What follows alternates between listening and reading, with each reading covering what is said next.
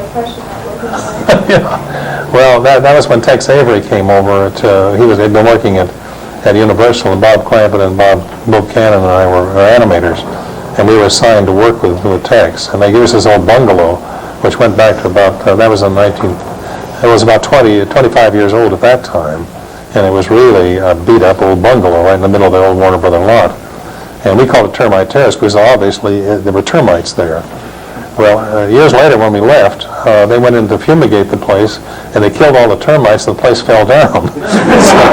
so we figured the termites were holding it up. The termites, all making little pyramids and stuff, and holding up the building. But there were mice and spiders. We got very friendly with a bunch of spiders, and it was very much pleasant. But again, you still got to do it. You still have to make the films.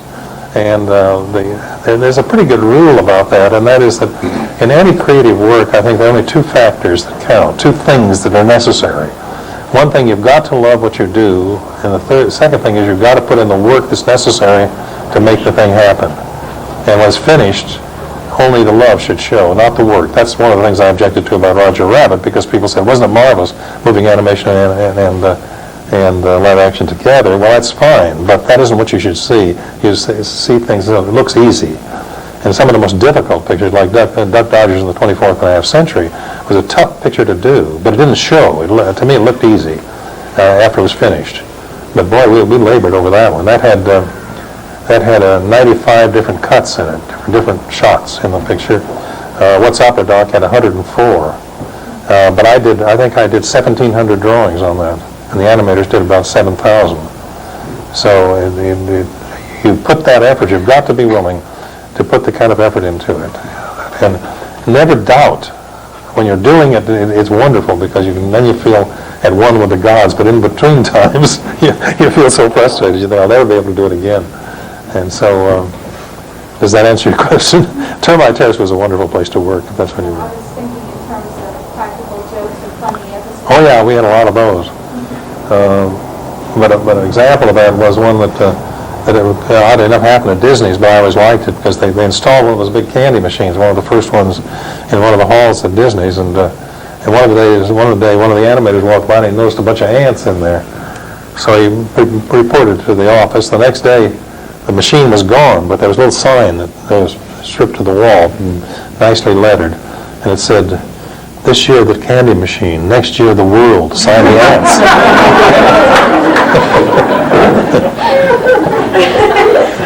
And there was another fellow that came over from England, and he was a rather square guy, and he was one of the first ones. When you had coffee breaks, in those days it would be 10 o'clock, and then again at 3, and you drank coffee. I mean, it was just a thing. Whether you like coffee or not, you drank coffee. That was about the size of it. It wasn't a time when people did snacks. But he had a little different viewpoint on this matter, and he would bring in a little can about this big with fruit salad in it. And he'd open it up, and then he'd eat the spoon and eat it while we were drinking our coffee. And the guys began to realize, there's something there. We don't know quite what it is, but there's a gag working there someplace. So this kept going, and he kept eating his fruit salad. And then one day he came in, got his little opener out, and opened it up, and it was full of white beans. And he looked at it, but he looked at the outside, and it said fruit salad, but the inside there were white beans. And so the guy said, "Geez, I've never heard of anything like that happening before." And of course, they had heard of something like that happening before because they just did it. But but they were wise, and they let him go along 2 or 3 more days with a fruit salad. And then one day he opened it, it was okra or something like that. It's weird. Those little cans like that, about that size. So the okra, if you've ever eaten okra, anyway, it fits down in there very nicely. So then they let it go again, and they said, we've heard of that happening, but we've never seen it before. I mean, something goes wrong in the canning process. And so the third time it happened, he was bedazzled. He was a pretty square guy, and so the fellow said, "Gosh, that does it." Because they even escorted him down to the grocery store, who of course was in the cahoots. And he would talk to the grocer, and the grocer would give him his money back and everything. He said, "Geez, I'm terribly sorry. I didn't want a thing like this to happen, it would have ruined my reputation." And so finally, the guy said, "Look, there used to be a comic strip, you may have heard of it, called Believe It or Not was by a man named Ripley, and he would put in things there like he'd say there was an Indian faker who held his hand until his fingernails grew out through his hand. Believe it or not, well, he was safe because he made up most of it, but he said believe it or not, so he couldn't be sued for malpractice or anything. So, or he would say, three men died in three shipwrecks, 100 years apart. They were all named Mark Samont. And this is a lie, but he put it in there. So, believe it or not, okay? Or he'd say the first man to ascend the Matterhorn was a woman. Believe it or not. Anyway, a lot of people believed it. And so they said, this is the damnedest thing. You should write to Robert Ripley and tell him what happened. It's so unusual, So he did. He wrote away to Robert Ripley, and in about a week, and everything went along fine. He was getting his fruit salad very nicely. And then one day he opened the can, and in the bottom was a piece of jeweler's wax, and sticking in it was a little sign. And on the sign it said, "I don't believe a goddamn word of it, signed Robert Ripley." But he had to open the can, to get to it. And I love that. He was baffled. I don't think he even knew what happened then. I think he thought Robert Ripley really wrote to him in the can.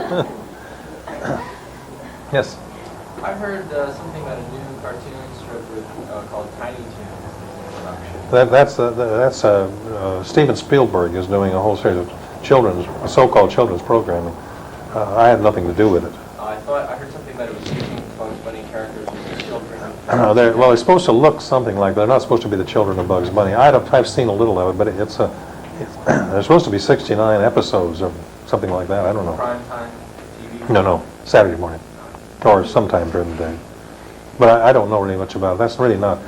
I don't think Steve is really in the business for that kind of thing. I think he's. It'd take a lot of work to do those things. I don't know. You'll just have to wait and see and judge for yourself. I'm keeping well away from it. It's going to be done at Warner Brothers, but not by me. It isn't. Yes. I didn't quite hear you. Well, they all like me. In other words, I like to be like Bugs Bunny. So in that sense, the characters are either the way you'd like to be or the way you're afraid you are. When I did How the Grinch Stole Christmas, working with Dr. Seuss, and I kind of enjoyed that one because I found a character who was a multiplication of my feeling. Everybody hates Christmas a little bit. I mean, most people won't admit it, but they do. And when you start, if you don't think you don't hate Christmas a little bit, have you ever, as your mother or your parents or anybody ever told you, have you written your letter to Aunt Hazel thanking her for that gift? Now, the reason that you hate to do it is because that's part of hating Christmas. And there are many other things that you find. You don't get the right gift, and you're upset about it. Well, here's a guy who hated it completely. School's out, and it was fun to work with. But of course, at the end, he began to realize that Christmas, in his case, didn't come from a store, and he became as strong as 3 Grinches, and that was it was a lot of fun to work on. This is the 24th year it's been on, and I enjoyed that. I worked with Dr. Seuss during the war, doing training films, and he was a major in the Army or something. I don't remember what I was, but he was a major, which meant he could order me around. But I didn't order very well. Anyone else? Yes. Well, Chuck, Steven Spielberg has said that you're a master of timing, and that he really has studied your work. Just to look at the art of timing, can you talk a little bit about what he's talking about here? Well, timing, of course, is the mechanics. Is what comedy is all about. Let me give you an example. I don't know. Most of you perhaps can't remember many of the Jack Benny shows. There's a radio show, and everything had to be done by sound effects. And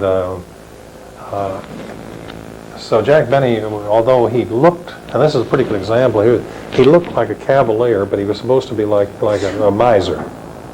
But he was lovely movements and so on. But anyway, he was supposed to be a very miserly bird. So the story in this particular thing, and it's on the radio, you're not seeing anything, but you heard him walking home.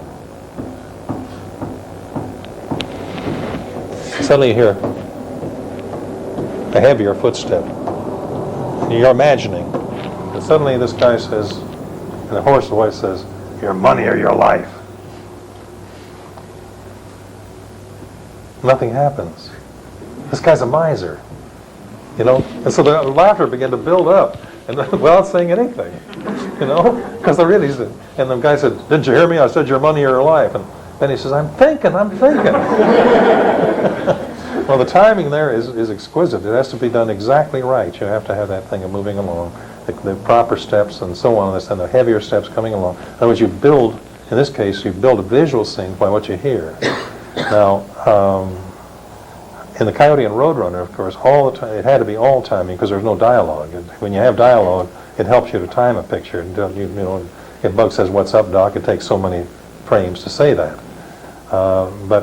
But the more you work with timing, the more you realize how important it is. And in the same sense, and from a musician's point of view, anybody that would ignore a 16th note or a 32nd note or a dotted seventh or any of those goodies, and would feel that a whole note is more important than a quarter note is in the wrong business. The timing is vital. As a matter of fact, if you take music, the only way you can tell the difference between conductors is is the tempo that they invoke in the music. Because if you're conducting Wagner or Mozart or any of these people, the timing is what makes it. Otherwise, the music would always sound the same, wouldn't it? But each guy has his own opinion of it. So his timing makes the difference, and that's the way it is with comedy. That those little hesitates and those. You have to pay a lot of attention to that 24th of a second. When I was saying of the coyote falling off the cliff, but they hesitate with Bugs and Daffy when they're in that situation of duck season, rabbit season, you know, and it gets up to a point where it's a duck season, rabbit season, and then Bugs says rabbit season, and he says duck season, rabbit season, duck season, and then finally it's the other way around, and then Bugs says rabbit season, and then Daffy says, "Duck season, fire!" You know, it's a silly, it's absurd, but he got him off balance. But you have to carry on the normal thing for a while before the substitution and turning it around, where Bugs will say, and usually I'll have Bugs look at the audience before he does it. There's that little flick of an eyelash, and you know that he's going to do something. But then one of the funniest lines I ever heard, I don't even know where it came from when I was laying it out, was after Daffy said, he doesn't have to shoot you now, it's you don't have to shoot me now. And then he gets fired at. He said, "I say he does have to shoot me now." And then he comes over and he grabs Bugs by the front like that. He used that drum roll as he walked. And grabs him and says, "You're despicable." And, you know, so the timing there has a great deal of meaning too. Well, how are we doing on time here?